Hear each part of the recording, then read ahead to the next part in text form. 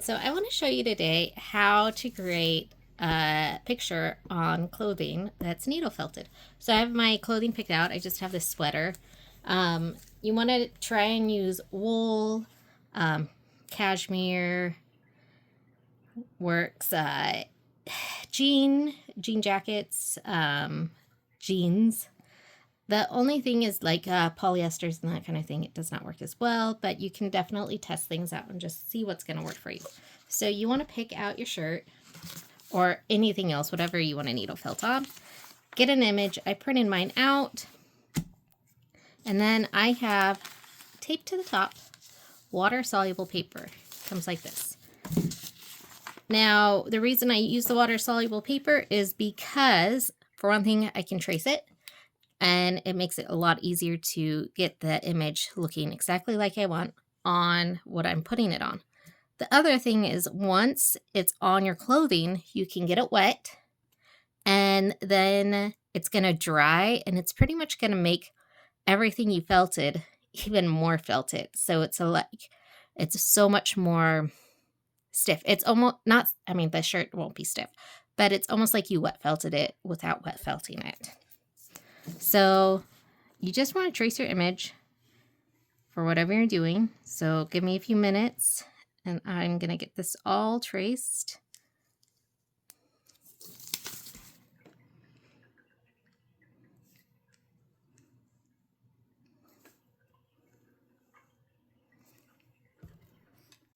All right, so my image is all traced. Now I can take it off of here.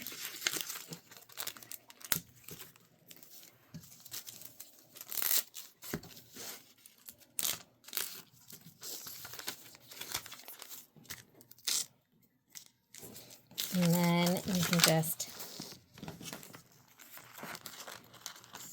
cut it out.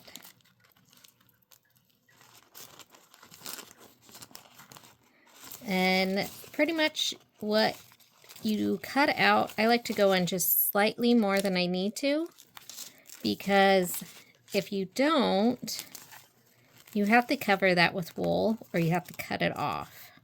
Although you can add the water and it should disappear, but just to make sure there's nothing left, no residue or anything. There shouldn't be, but I like to go in a little further.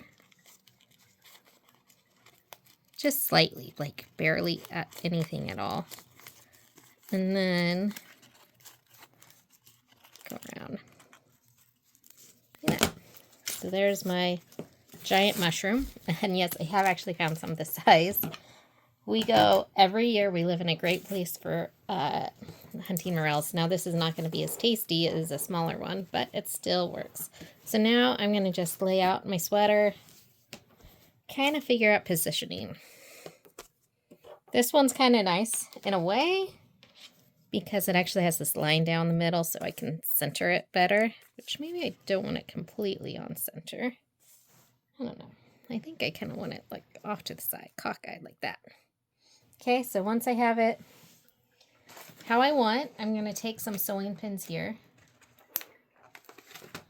and I'm going to go ahead and pin it so it stays in place.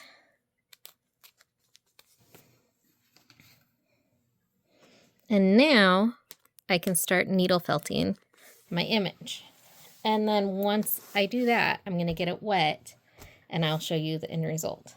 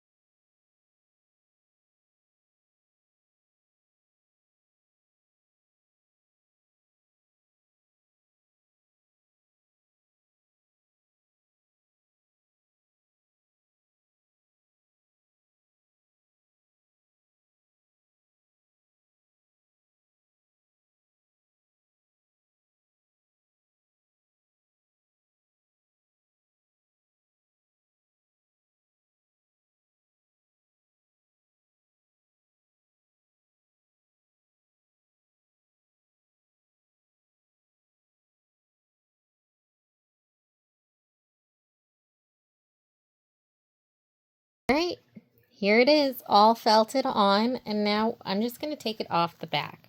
It's kind of hard sometimes because it gets stuck, adhered, but you can usually work on just pulling it up and off your felting surface. So you can see some of my felts there kind of came up when I did that. So I'm just going to go back over some of that. It's just kind of what is going to happen with these when we have them on these surfaces. I usually do it on a different kind of surface. I have some construction foam that I like to use because it really doesn't stick to it as much. And I can get these really giant pieces. My husband is a contractor, so it makes it really easy because we always have extra. And one piece lasts a long time. So now there it is. Take out the felting surface. I have wool everywhere because I use so many different colors on this one.